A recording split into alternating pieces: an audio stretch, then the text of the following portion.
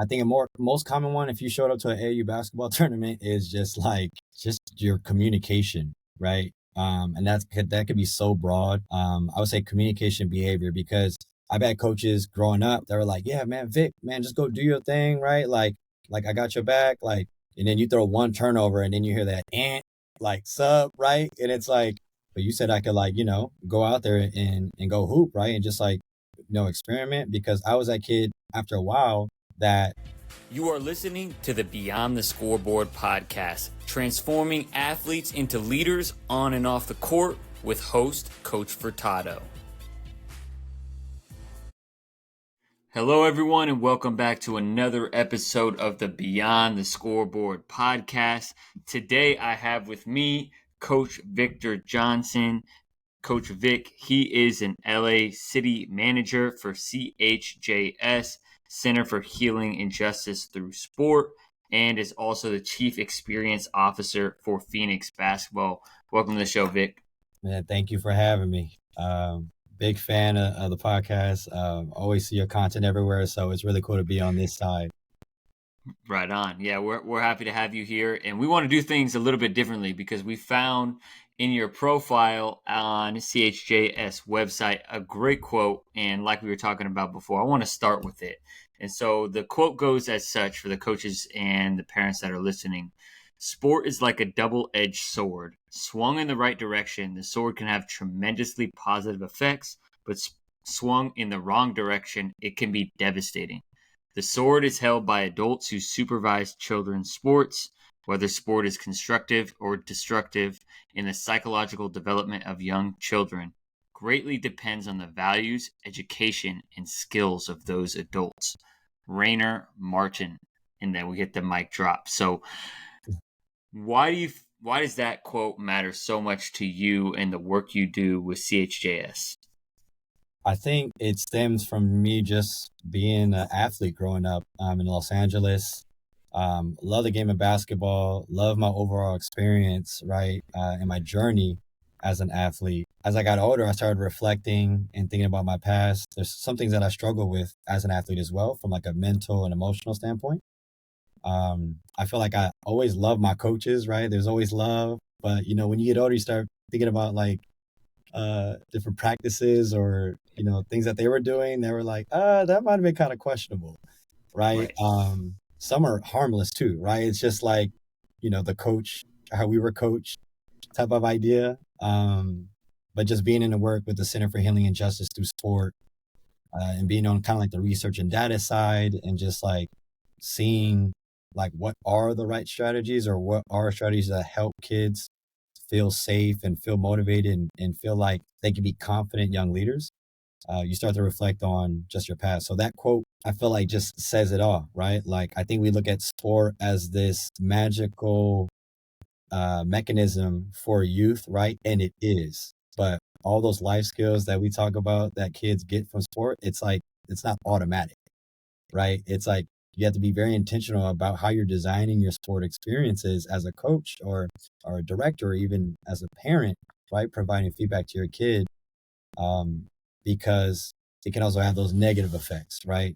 Fear of failure, just different traumas that you kind of develop, fear of making mistakes, fear of just like going out there and trying your hardest because like you feel like you're going to get subbed out, right? And some of those feelings, I think for me, I started to see those show up in different parts of my life, which is why I just committed to the work that I'm in, to make sure that, in the future, ideally, that I could help make a dent in making those things change, right? And making sure that coaches and just the overall ecosystem of youth sport just understands that there is a much healthier way of approaching youth sport as a parent or as a coach. And staying on track in terms of developing like a healthier way, I think kind of what CHJS does a great job of is coach education, which is to coaching and developing the human, right? Not necessarily, it's not the X's and O's, right? And that's what the Beyond the Scoreboard podcast is about. It's like beyond that.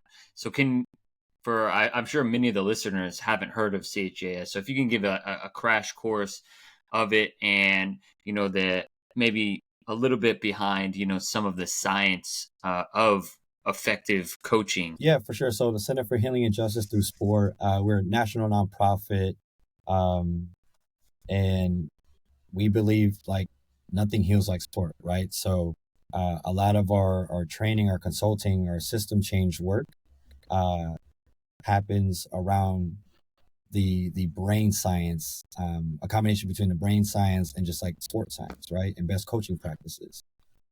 So everything that we do is built around the brain. So how trauma, stress, and adversity affect the brain, and then how can we design our sport experiences, right? Our practices, our games, the feedback that we provide to our young people in a way that's healing and biologically respectful to our young people, right? Kind of what I talked about in the beginning, we have to be very intentional.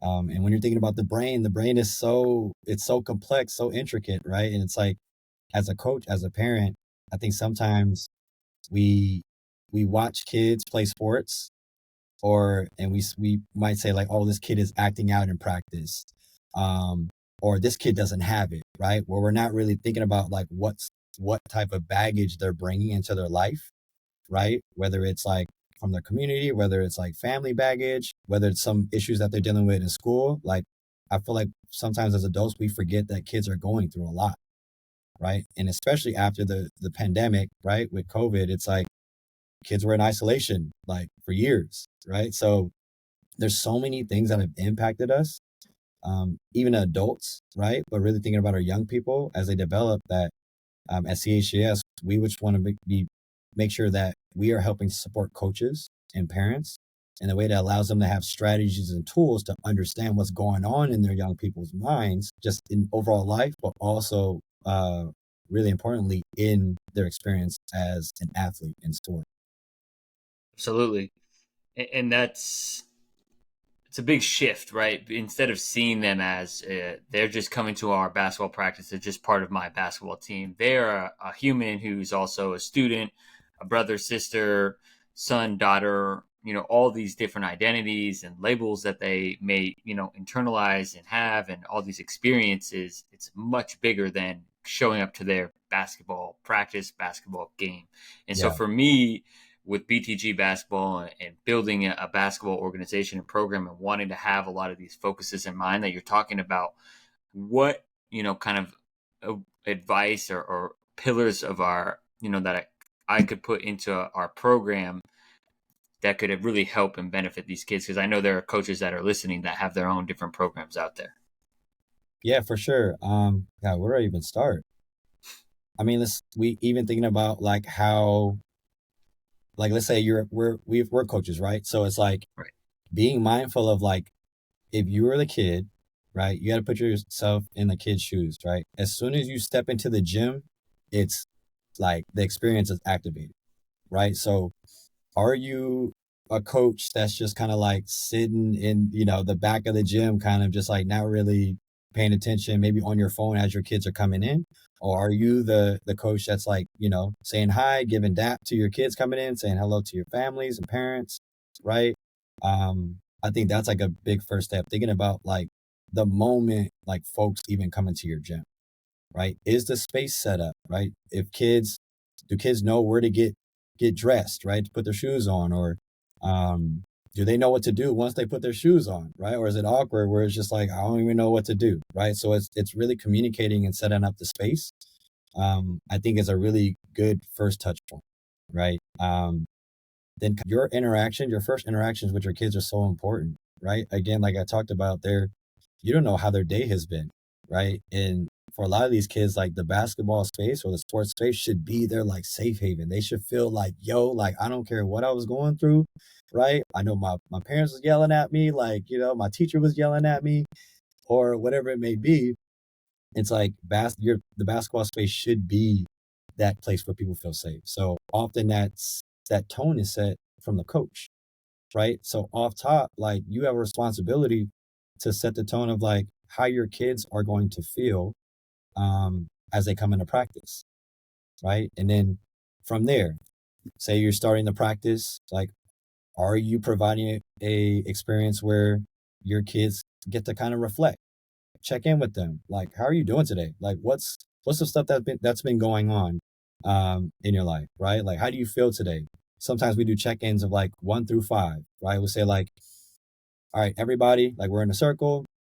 We're like, yo, if I'm gonna say 1, 2, 3, throw out a number. Like if you really just like are not feeling it today, and it's just like I'm here, I'm showing up, and that's all I can do, that's a 1, right? If you are feeling great, like I'm here, I'm live, I'm active, like I'm ready to go, like you're a 5, right? So and then just having those experiences allows folks to kind of like us as coaches to kind of check in and know where our kids are at, so that when it's time for us to provide instruction, things like that, we kind of know how our kids are doing, and we can adjust based on just like because we're human beings and things happen in our lives that even coaches we get dysregulated, right? I think check-ins are important.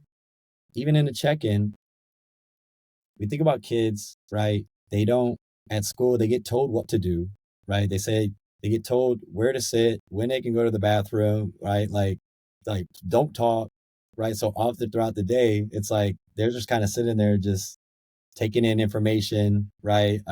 They could be in a family dynamic where, they're not, you don't uh, speak unless spoken to, right? Like sometimes kids are in environments where they don't get to like express what's going on with them, right? So as we talk about having a basketball space where it should be their safe haven, like how do we introduce moments like that where they are communicating, right?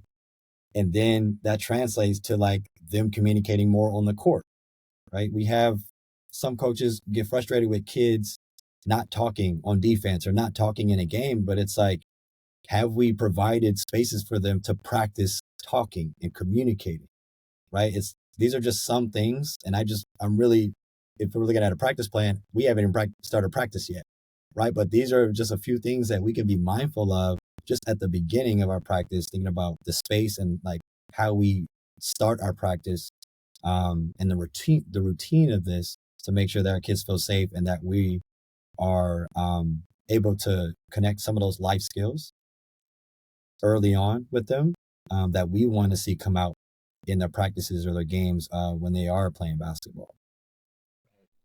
Right. And you're talking about communication on the court, right? That's obviously one of the big ones. But communication is a skill, right? So you're talking about creating a space where they get to practice talking and get to practice that skill before it becomes, a live setting where, you can't be thrown in the fire if you haven't, practiced that skill and have the opportunity to make mistakes and learn from those mistakes and continue to grow with it. And For so kind sure. of I want to kind of add on to this conversation in terms of with your work and what you see. I know you worked in the AAU world for 4 years, right? The high level basketball and like AAU is, they're treating like 10-year-olds, right? Like Mhm. professional athletes. Yeah. And so when, a program or, I don't know what kind of pushback you've potentially gotten before, but I could, just see things in our mind, it's like, these elite coaches are like, well, these are high level athletes and we need to do X and X. So even with high level athletes in terms of high school basketball players, let's say, circuit players, are these strategies still effective? 100%, because at the end of the day, every kid has a brain, right? And like, it don't matter if you're elite or not, like your brain is going to operate pretty similarly to stress and trauma and adversity and a lot of the feedback and dynamics that you're creating for your youth. Um, like that's like one of the big pushbacks, like, oh, what y'all talking about is being soft, right? And it's like, Right. like from a Yep. generation standpoint, but it's Right. like, no, it's like now people can't say it's being soft. Now we can actually put the brain science behind why some of these strategies that we've carried from generations are actually devastating, right? When we're thinking about long term for the development of our kids. When we think about like even like some of the like professional athletes, right, that have been a little more open about like mental health, like the DeMar DeRozans, Kevin Loves, Simone Biles in gymnastics, right? Like they grew up in kind of like that, very those type of environments where you had coaches that were very intense. And it's not to say that their entire experience or their coaches' experiences like were all like toxic, but like there are just better strategies to get more out of your kid. right? A lot of times Kobe talks about like we just talk at kids the entire time. But sometimes it's like it's the important thing is just asking the right questions, right? Helping our kids become problem solvers instead of just folks that are just really good at hearing orders and just like doing them, right? And I think with our athletes, I think like the young athletes who are in that elite space, who have those kind of elite coaches, and these kids are like super skilled. Like these young kids are like on a different level, but it's like some of these kids end up burning out by the time they're 14, 15, right? Because like we have to remember that this is their journey. This is not I'm the coach. Like this is not my journey. This is their journey, right? And each of those kids have a different journey. They have a different way of receiving feedback. They have a different way of just operating. So it's like as coaches, as we understand how like trauma and stress and adversity affect their brains in different ways, like as coaches, we have to be a little more intentional about how we're approaching different kids. 100%. No, and I 100% agree with you in terms of there right. You talked about the first thing you said was they have a brain. So yes, of course, all these strategies are going to be just as effective. And you kind of brought up the point that obviously coaches want to coach how they were coached, right? Kind of how what you talked about at the very beginning. And you're talking about soft. Now, can you talk about how some of your work has been kind of trying to relabel this and make it okay to coach in a different way than you were coached? Yeah, and as you asked that question, it's funny. We had a training with LA Rec and Parks, like their all-star coaches, right? And Yep. I don't know if you're familiar with like some park systems, but they have like at the end of their sports season, they'll have like an all-star like tournament, Yeah. Yeah. right? Yeah. So Right. we do work in partnership with LA Rec and Parks and Nike, and and these coaches, right? Like they're coming in, they're like they are there because they have to be there. Like if they don't do this all-star coaches training, like then they know they can't coach. So we already understand like the kind of like initial barrier, right? So these are the same coaches that we're talking about right now. So, but at one of the trainings, it happened to be Kenyon Martin, right? Was one of the coaches, right? He has like I forgot if it's a son or daughter that's playing in the All Stars and he's coaching. So like, about Kenyon Martin, he, just, he was like one of those tough cats, right? Like he was those guys that would not back down, right? Like one of those guys. And we were doing a portion about the brain, but what we were doing a portion about was like thinking about us as individuals, as coaches, like depending on the day, we might wake up on a spectrum of like we feel good, or it's like we're waking up in terror or fear, right? It's trauma is not just like black and white. Like there's like a whole spectrum of like where you kind of fall, depending on what the day is and depending on what has impacted you throughout your life, right? So we asked Kenny Martin, we were like, yo, like, we know like your upbringing and, we know that we were asking like, all right, where does everybody wake up? Like where you wake up on the peaceful side or like terror side? And Kenny Martin was like, man, I grew up in the terror side, waking up, like not knowing, like always looking over my shoulder, having just like really kind of tough, just life dynamics, family dynamics. And that's how I play basketball. Right. And so he's on like podcasts now. We kind of like listen to him and how he speaks, right? He's a father now. And as a coach, right, he understands that he doesn't have to coach in that way. Somebody like Kenyon Martin, right, who grew up in one of the toughest like kind of lifestyles, like it's cool like to see as a coach, like understands that like there's different ways of approaching his kids. Like his kids did not grow up in that lifestyle, right? And or in that environment. So he understands that he has to kind of like change things up. And I think that was really impactful for him. He came up to one of our colleagues. He was like, man, that coach's training made me realize and I have more clarity around how I was operating based on the traumas in my life. And now I can be a little more in control about how I can show up, knowing a little more about my brain.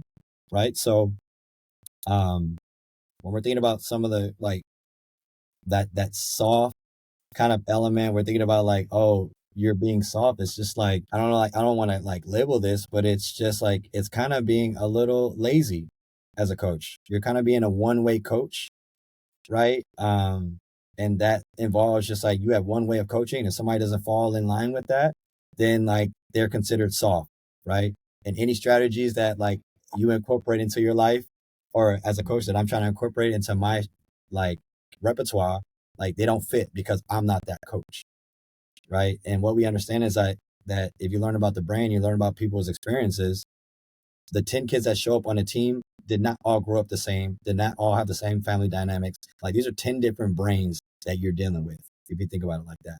So, sorry I got a little off topic, but I feel like that's kind of like when I think about the story of Kenyon Martin, that really made me realize like, wow, like this isn't just some recreation level thing. This affects like professional athletes and their reflection on their own experiences, and how they want to now show up, knowing a little bit more about trauma, stress, and adversity on the brain in their basketball space. 100%. And Kenyon Martin's a perfect example of growth. And I feel like that's one of the challenges, right, with, certain, just I guess you could call it people, but like we're in positions of power. Coaches are with their youth, right, which is incredibly important, right? Like that quote I talked about at the very beginning of our podcast. And we expect our athletes to constantly and consistently be growing, trying to work on their games on their own times. And if we expect that of our athletes, then we have to be willing as coaches to be open to new strategies like you're talking about for not only our players, but also for ourselves. Because, Yeah, for like you sure. talked about, like we set that tone at the start of practice. So if we're not checking in with ourselves, if we're not checking in with our own energy, then that's going to, kind of broil over and affect the kids as well. 100%. And I'm glad you said that because like that is like the core of like, what we want our coaches to leave with, right? It's like the whole point of learning about the brain and learning about how you set up your spaces, how you provide feedback is keeping your kids regulated, keeping their brains regulated, right? And what that means is like allowing kids to access their executive function, executive thinking, so that they can take in all the information, the instruction, the plays, the feedback that we try to provide for them, right? Like if we don't create those safe spaces, like that's where you find where kids are not accessing this part of their brain, right? Like brains are already not developed yet to get to that point, right? And they're operating a lot in their emotional part of their brain. But it's like if we don't create a safe environment for them, then they're not regulated and they can't take in the information that we're providing for them. Now that's the kid, right? But like you said, we set the tone as adults. If we're not regulated, then our kids are not going to be regulated as well, right? Like a dysregulated adult cannot help or support a dysregulated child, right? So as adults, we have to be the ones that whatever we're bringing, right? It could be work was, I don't know, you had a bad work week, stuff going on in our lives. We're all human. We're all adults. Everybody's going through stuff, right? But us bring it into the space where our kids are, right? That's like the worst thing that we can do. So we always talk about as to coaches, like you got to find out what's that thing, like what's that thing that's just gonna like get you regulated, right? Could be music, could be like meditation, could be something, anything, right? But something to be mindful of as we're showing up in front of our kids as these leaders. Right. 100%. And so my kind of like last follow-up question to really kind of clarify what we're talking about. Could you paint some pictures and give some examples of what like a traditional kind of non-safe environment looks like? Not in terms of like obviously they're going to be physically harmed, but we're talking about obviously in terms of their mental psyche, and then also with like discipline, right? Because I think that's a word that I've kind of is thrown around a lot in the basketball coaching spaces. They have to have discipline. So can you talk about painting clear pictures of safe versus unsafe environments, and then how a safe environment still has discipline structures within it? Yeah, so like let's say like a safe. I think most common one if you showed up to an AU basketball tournament is just your communication, right? And that could be so broad. I would say communication behavior, because I've had coaches growing up that were like, yeah, man, Vic, man, just go do your thing, right? Like I got your back, like, and then you throw one turnover and then you hear that like sub, right? And it's like, but you said I could, like, go out there and go hoop, right? And just like, experiment, because I was that kid after a while that would not trust adults anymore, right?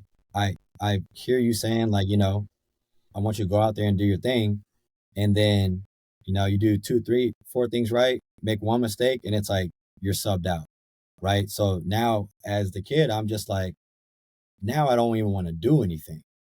I don't even want to make a mistake. I don't even want to try and take some risks, right? Like, which it's all over the basketball court, right? So I think from a communication standpoint, and just like thinking about a kid's development, knowing that they're going to go out there and make mistakes, is like being able to, like, make sure they feel secure in going out there and taking risks.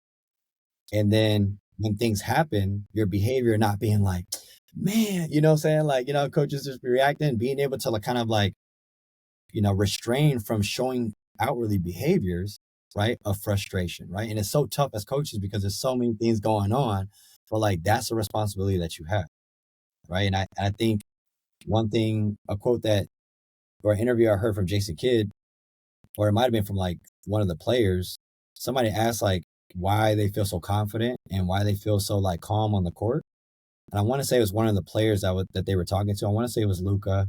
But one of the players was talking about, well, our coach is very calm on the court. When things are happening, he's just like, we just got to like keep working, keep optimizing, just keep adjusting how we need to.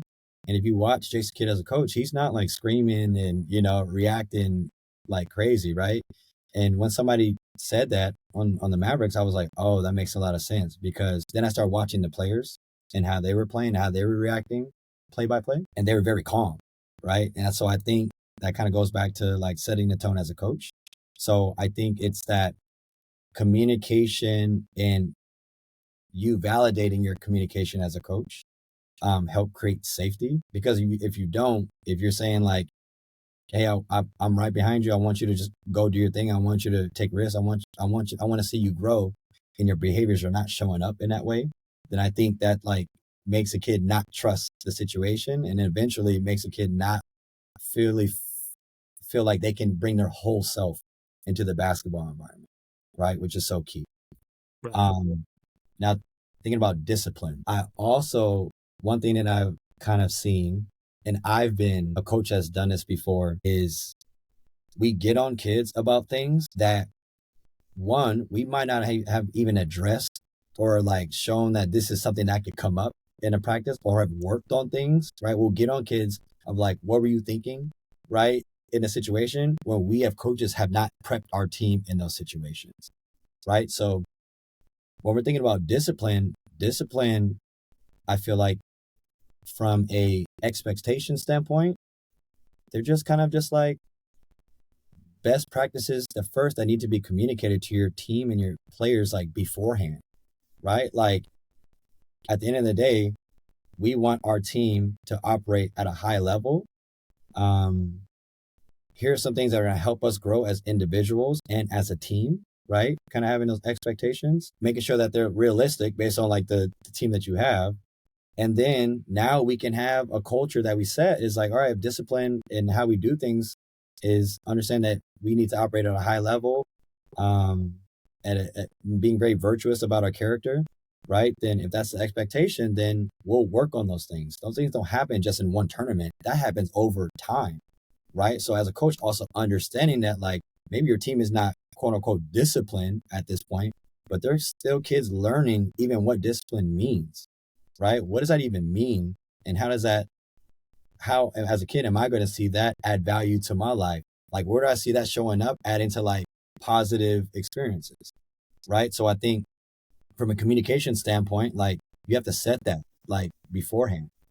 Then as a coach in our practices and everything that we do, a kid coming to the gym, or, how we start practices, like If we're going to talk about hustling, right, or things like that, a lot of kids don't know what that means sometimes, right? They don't know that we got to, dive it on the floor for a ball, right? Do we have drills where we're showing kids how to dive for a ball, or like the safety around, like if you're diving for a ball on the floor, like here's how to make sure that you don't get hurt, right? There's so many things that we have to build out as coaches that we don't. And we end up saying like, yo, these kids are not disciplined, right? Also, not understand, like, again, you had a one-on-one talk with your kid about, discipline? If a kid's not showing these values, right? Or what you want them to do, or what you want to see, right? We don't have one-on-one communication with our kids. We just, the kid is not being disciplined, we kind of get on them, but we're not thinking about like, I wonder, like, what's the barrier? What am I not doing that's not allowing my player to understand like what we're trying to do, right? So there's a lot more strategies, a lot more deep diving that I feel like we need to do as coaches. But I'm very empathetic too of just like coaches, like there's a lot that we got to do, and like we're doing it, we're bringing a lot of our energy and effort, but it's just like if we can add a little more to our bag, some strategies and tools, some more routines to our bag, it's just going to make everything easier. And coaches are not going to have a lot of those problems around discipline or communication if we're able to build that into the routine of our young players. 100%. And so the running through line I kind of hear from that. So kind of talking about what you're talking about with Jason Kidd is he models, right? He uses his body language to model being calm and cool and collected, right? Instead of overreacting to the refs, overreacting to mistakes from players, right? So that comes from the coach in terms of their body language communication. And then as far as, discipline, right? Making sure that we communicate our standards of our team. It's got to be communicated over and over and over again. And then, of course, if there are certain players that are not meeting, whether it's the hustle standards, right? You have to ask yourself, are we communicating what that looks like enough? And then two, if we are we having a one-on-one conversation about maybe the reasons player X is not, kind of demonstrating that hustle? Is that kind of what you're saying? Yeah, for sure. For sure. There's so many other examples, but like that's Right. like kind of one of my gut reactions. Yeah, based off that. Cool. I mean, that makes a ton of sense to me. And so for me, kind of as a coach and building out this program, I feel like as I'm hearing, I'm thinking like it's my responsibility now to communicate with the coaches what our standards are, and then how they communicate and they show up. And so that's kind of just like that leveling up of leadership in terms of it's now my responsibility to communicate that to the coaches, because every coach comes in with their different experiences, just like our different athletes.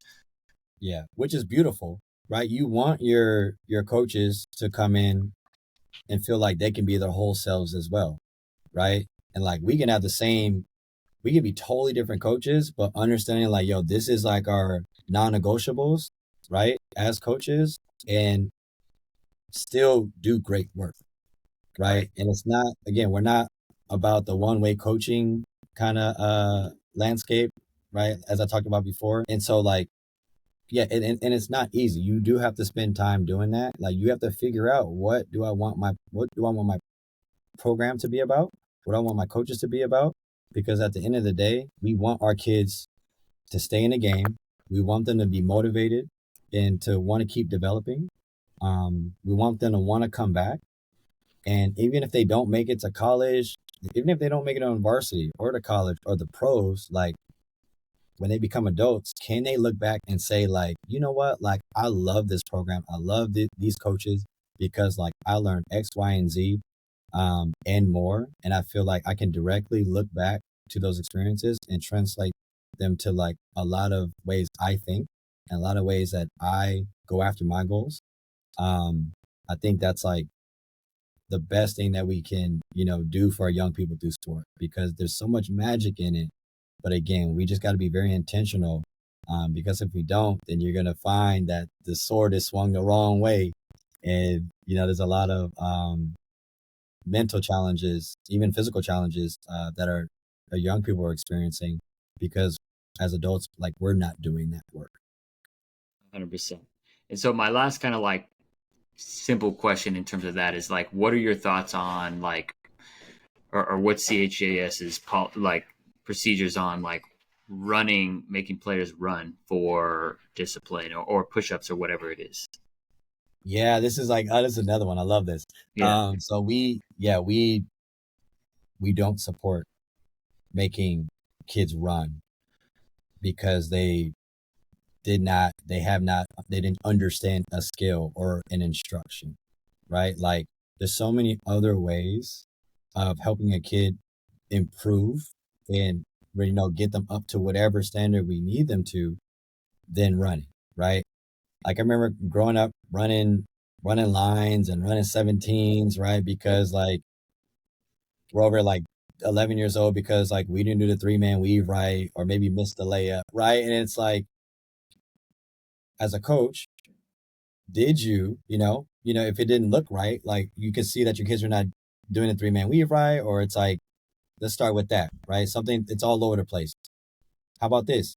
Instead of yelling at them and saying they're not doing it right, did you get them together and ask like, hey, like, I know I communicated A, B, and C, right?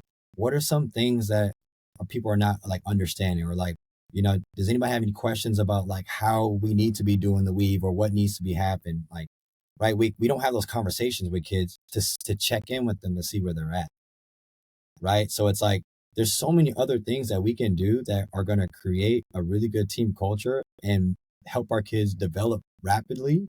But oftentimes we like to resort to just like penalties, and not realizing like, as a coach, we have kids missing layups in games all the time. I got to look back at my practice and realize like, oh wait, we haven't even allocated time for our kids to understand how to shoot a layup, right? Like they miss a layup and it's like 15 push-ups, but it's like, well, actually, you haven't incorporated any skill development to your practice. We're just working on the shell drill in our offense. And so when we resort to running or push-ups, I think it's just like, there's so many other things as coaches that we can do to make sure that kids are developing and our team is developing, that at the end of the day, if you have to resort to running or push-ups, we're not doing a lot of things in between to help them grow.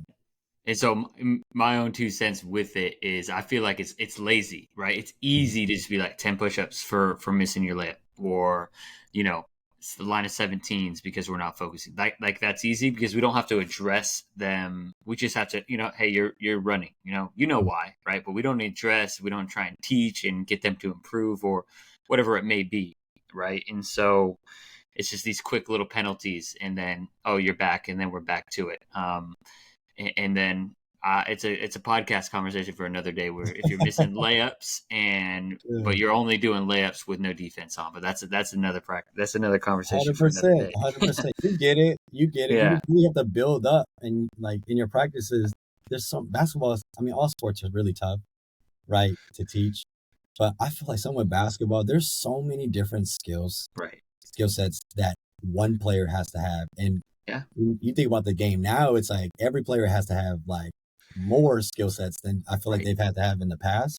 That if you're a coach and you're not really addressing those things and thinking about how to scale, right, and sequence a lot of those skill sets, then you're going to see a lot of those, things happen, like missed layups with defense and different, in different situations, right? If you're not practicing that, like how do you expect the kid to be fully confident, right, and being able to perform how they want to? So that's a whole nother 100%. podcast, like you It's a said. whole nother podcast, 100%. So kind of to continue on that point, is this the most efficient use of time, right? Instead of, right, doing something that's just focusing on defense, can we work on something that's both offense and defense at the same time? Because you only get, coaches, especially some youth coaches, if you're at AAU, it might only be an hour, right? You're sharing the gym with a ton of different kids, or 90 minutes if you're a high school coach. Like you really have to get strategic on how you want to maximize that time.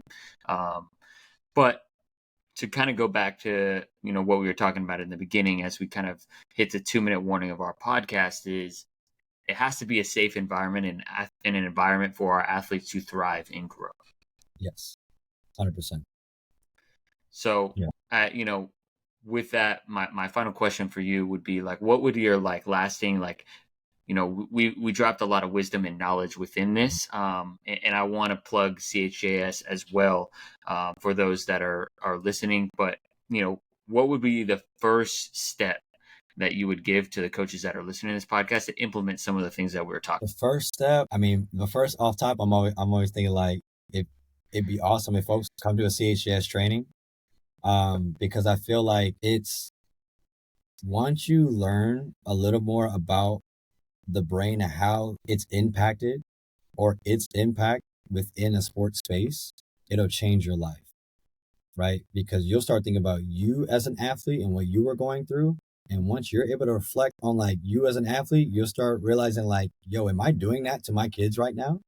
Right. So from like it's not a plug. It's almost like a plug, but I'm saying like, if you can come to a CHS training, we do trainings with no matter what sport it is. I know we're talking basketball.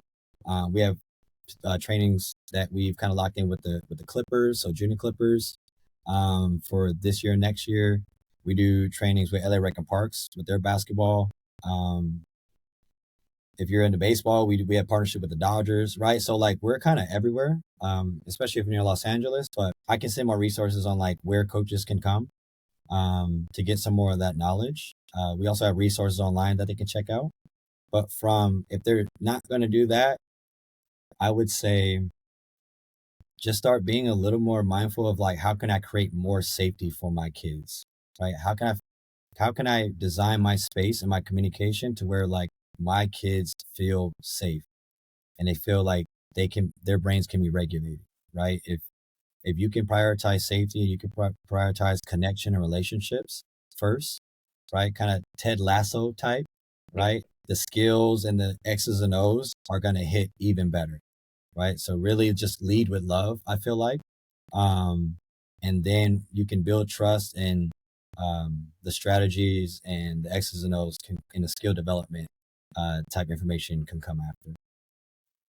It's a perfect way to end our podcast. I think that's a great way to end it. And then obviously we still have some more stuff to talk about, so I'll have to invite you back because we didn't even talk about the global game. We didn't talk about the skill development piece, but I really appreciate you dropping all the wisdom. What's the best, website and place where they can connect with CHJS and Yeah. even yourself? Oh yeah, for sure. So on our Instagram, we have a link on there at CHJS.org. So CHJS.org is our Instagram tag. We have a link tree on there that like has access to our playbook, Nothing Heals Like Sport playbook. We have a podcast called Coaching While Black. We have awesome guests on there within the sport-based youth development and just like pro sports kind of ecosystem in Los Angeles. Just a different like one-pagers around just like thinking about trauma, adversity, and stress on the brain. Just so many resources there. So I would check that out. And if you just want to kind of follow my journey, have any questions for me, my Instagram is Vic. It's kind of complicated. _Johnson.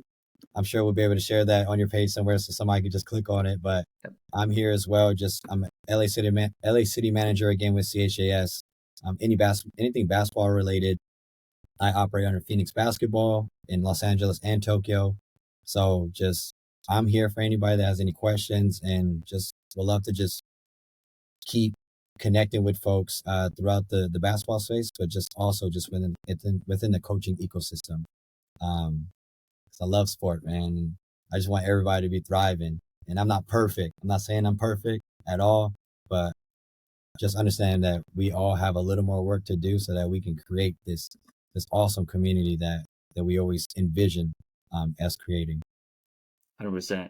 No, I appreciate you, and I can definitely testify. I've been to a CHJS training. I feel like that's what really kind of started opening my eyes to BTG philosophy, and I had a Boys and Girls Club background, so a lot of it kind of fit in with what I was, layering on top. So it's really helped me as a coach. So for the coaches that are listening, go listen, and I really appreciate your time today, Vic. I appreciate you, yo. Just this platform. This platform is awesome. To meet like-minded folks like yourself, and there's more out there. We're just gonna keep building that community, man. Appreciate you. Thank you for listening to this episode of the Beyond the Scoreboard podcast. If you enjoyed this episode, make sure that you subscribe wherever you listen to podcasts and share it with a friend, coach, or parent you feel like would get value from this episode. It's our responsibility to impact as many parents and coaches who are the ones that are impacting our athletes. That's how we create a ripple effect. So thank you for being a part of our community, and we look forward to serving you all next week.